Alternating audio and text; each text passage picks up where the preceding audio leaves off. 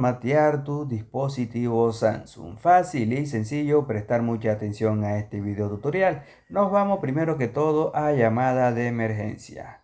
Nos vamos a llamada de emergencia y vamos a hacer lo siguiente. Vamos a conectar el cable USB de la computadora, lo conectamos y vamos a presionar botón de encendido y botón de volumen abajo y presionamos cualquier tecla de este dispositivo. Esto es para ver cuando el dispositivo se reinicie.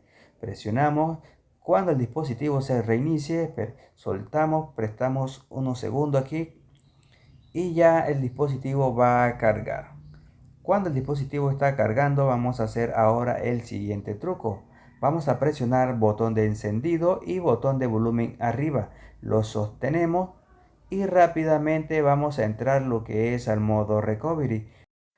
Ahora desplazamos donde dice WIP Data Factory Reset. Con encendido seleccionamos, bajamos en restablecer configuraciones de fábrica y con encendido volvemos a seleccionar.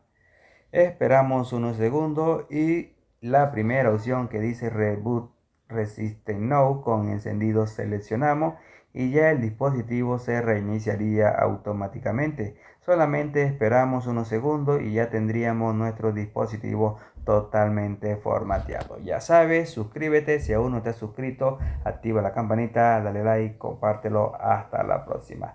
Esto ha sido todo por hoy de este video tutorial.